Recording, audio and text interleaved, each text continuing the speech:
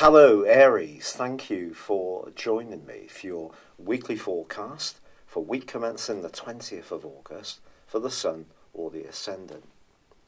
Now this week Mercury and Venus are set to be highly influential. For starters, they're forging a sparkling link between one another, and of course Mercury has now just ended its retrograde, so it's coming into its power. And in its angle with Venus in its home zone of Libra, this is a great opportunity to use charisma, passion, articulation, to enjoy social interaction, or to share good ideas and enthuse people that we encounter. But these two planets are also in other aspects too. Now Venus is going into a square with Pluto. This is one of my most loved aspects, not because it's an easy aspect, but because something actually happened to me when this particular aspect was being played out. So when Venus is square Pluto, something can be offered which seems to be lovely, tempting, seductive. It can be money, it can be some kind of sexual encounter, but I would proceed with a bit of caution. Someone could, in some kind of professional context particularly, seem to offer the earth, but actually there could be some kind of catch which is not particularly obvious. And in a romantic or relating context, it is just going to be important to be aware of our true motivations. But also, Mercury is forging a right angle with Jupiter this week. Now I think that this can just give you a real sense of enthusiasm, especially if you are someone who is creative and you do have ideas and passions and you want to perhaps make money from them and you want to share what you do with a receptive audience. Well, there's loads of energy this week which can help you to do that. I just think it's going to be important not to overpromise. It's better to be realistic and just enthusiastic, and then you can come through in a really positive way. Now also by the end of this week we have two massive events. Mars ends its retrograde. I think we can all let a sigh of relief out about that. We're going to get the real benefits of this from next week, but it has been tracking backwards more recently in Capricorn, where it's exalted. So for you this is very much about goals and ambitions. And it's possible you have been feeling a bit frustrated in this area, but equally there are still opportunities. And one of the opportunities that comes about this week is that once the Sun moves into Virgo on Thursday, it forges a grand trine, an Earth trine, with Uranus and also Saturn. So if you're someone who is open-minded about the kind of progress that you can make in a professional context, where you can add detail and precision, and you're prepared to be of service to people with a bit of innovation coming from Taurus, but also the steely application that comes from Saturn, then something really positive can develop towards the end of this week. But I think the full moon, which occurs on Sunday, is in Neptune, which, let's be perfectly truthful about it, is the 12th solar house for you. So it's possible that something you're wanting to achieve in a more tangible, practical environment may have some kind of impact upon it that is less visible to you. For example, there could be rivals at work. There could be people that don't necessarily agree with you. There could be a few whispers. Your own physical energy could be undermined by any concerns that you might have. So this is a full moon that is going to require a little bit of care, and it is asking you to take your well-being, nutrients, diet, fitness, life organisation really seriously over the next 2 weeks.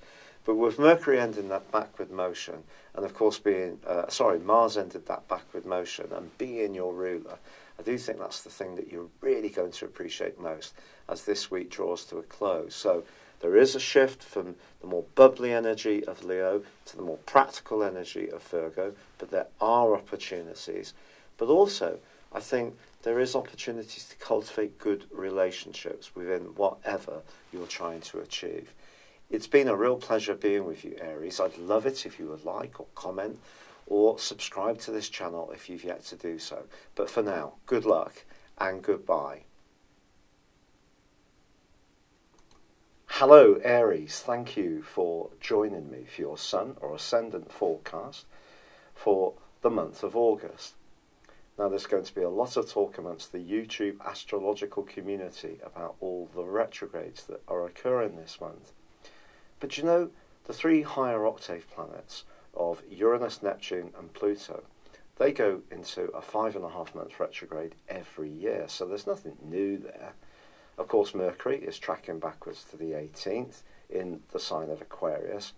It's true the North Node is inverting in Leo in 3 sections of retrograde, but I think the most important retrograde, to be honest, concerns your ruling planet of Mars.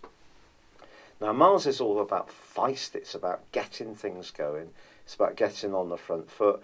It can be impulsive, of course, it gives us the energy to take risks, to be bold, and for the first 3 weeks of this month, it is in a square with Uranus. Now, if this rings a bell, that's because it first occurred in May of this year, and it's been happening off and on since then.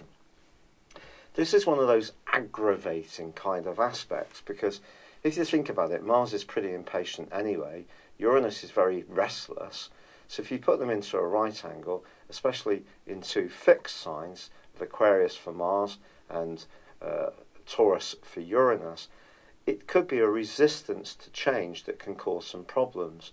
Or perhaps because of Aquarius being quite outspoken, as of course Uranus is, maybe it can be challenging the status quo. But of course Taurus is very much about security, whereas Aquarius energy can be quite progressive, but it does have a traditional side to the energy. And what is going to happen is on the 13th of August, Mars actually is going to be reversing back into the Earth sign of Capricorn, where it left on the 15th of May. But the square still continues, because in a disassociate basis, they're still at right angles within 3 degrees.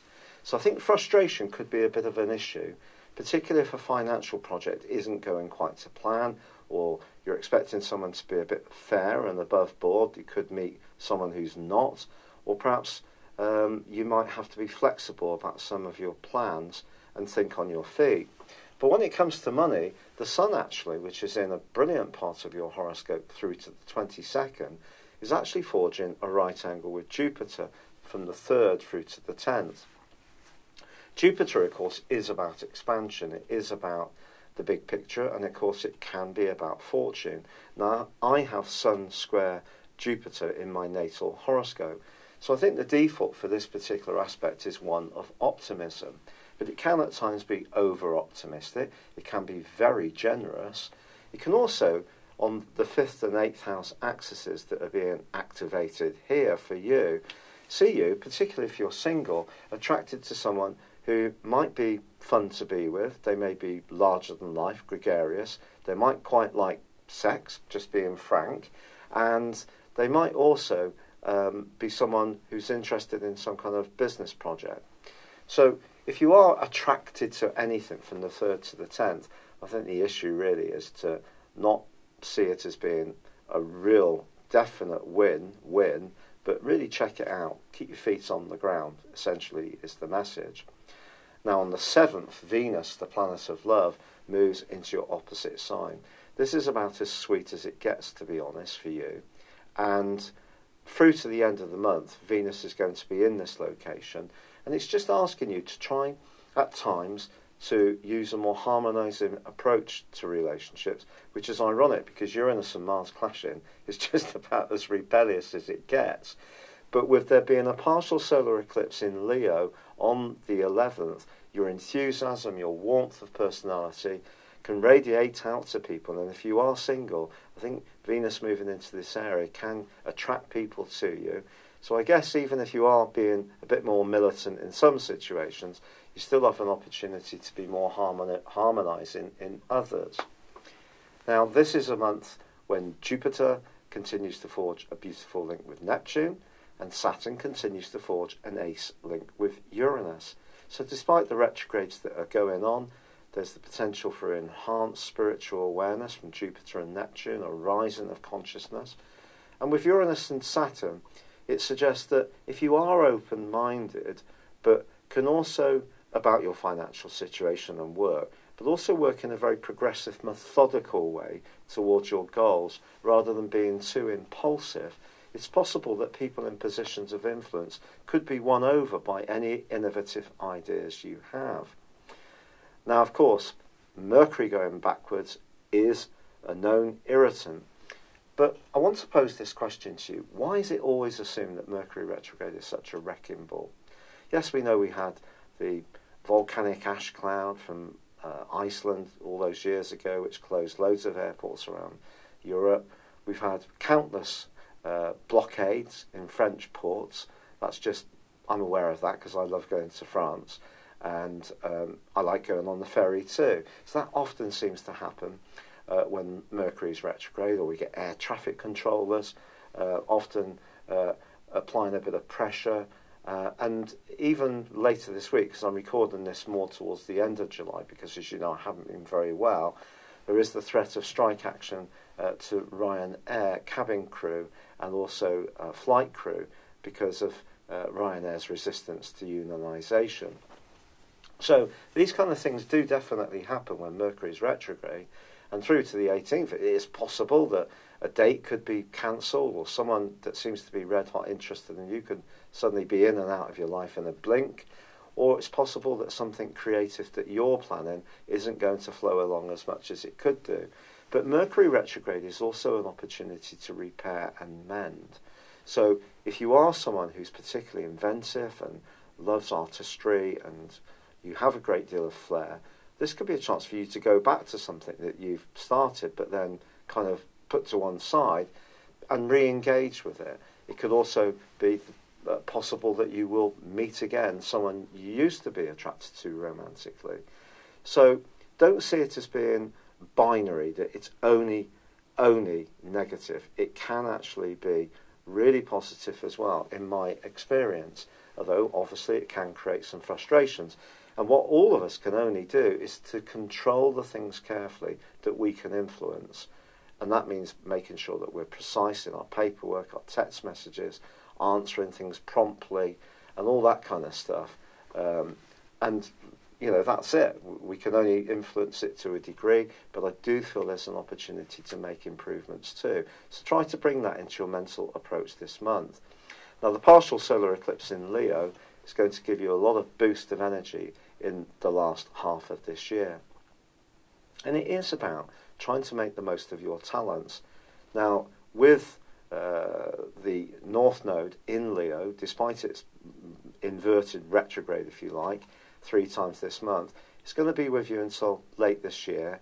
So do use this to make hay. If you are someone who's wanting to do more, to up the amount of activity you have with other people, and to be playful and fun and interact and find ways to do things in an imaginative way, then certainly go for it. Use this partial solar eclipse very much to your advantage. Now, on the 18th, Mercury ends its retrograde, but it's not going to come out of shadow until the 2nd of September, so there may still be some things that will take time to resolve. It's possible also with Mercury retrograde that if you've got a few options on what you're considering with certain strands that you feel passionate about, it's possible that by the 2nd of September you really will have nailed the one that is important to you. But the 23rd sees the Sun move into the sign of Virgo, which for you is about precision, it's about health, diet, nutrients, life organisation, domestic chores. It's about being of service through your work, if that's an area. And it's also about creating all that, converting all that creativity that is possible to come to the fore this month into something more workable. So form and function. So that becomes a bit of a theme towards the end of this month, particularly on the back of the full moon, which occurs in Pisces on the 26th. But this is linking superbly with some other planets, which for you is very positive. So it's linking up with, of course, Saturn and also with Uranus. So you have an opportunity to continue to be progressive in your plans as long as you can add precision, and that's an important factor. So this is a month which I think has got huge possibilities. There can be some frustration with Mars square Uranus. I'm not going to deny it. And I think once Mars goes forwards from the 27th, you will start to feel much more refreshed in terms of your goals and ambitions. But don't see all these retrogrades as being a big no-no. See this month as full of opportunities. I'm really sorry to get the video late to you this month. I'm doing a little bit better, but I am having some flares on certain days, which basically render it very difficult to do much at all. So I really appreciate all your support. It's been incredible. It means so much to me. And hopefully I'll get back to doing these a bit longer and a bit more in advance before too long, as the medication for the rheumatoid arthritis starts to kick in and all the lifestyle changes that I'm adopting too. But for now, very best of luck, and thank you for being with me. I'd love it if you would like, comment or subscribe to my channel if you've yet to do so. But for now, good luck and goodbye. Hello, thank you so much for watching my video. I'd love you to join me at my Horoscope Ace app. You can find this at www.horoscope-ace.com. You can use it through Android, iOS, Apple or Facebook. Check out your ascendant or your moon sign, or download your free birth chart. There's all your favourite videos, plus there are daily, weekly, monthly and yearly horoscopes for general, love, Chinese and Indian astrology. If your passion is tarot, there's my brilliant 3-card money or love tarot readings too. And it's all there at www.horoscope-ace.com. Thank you.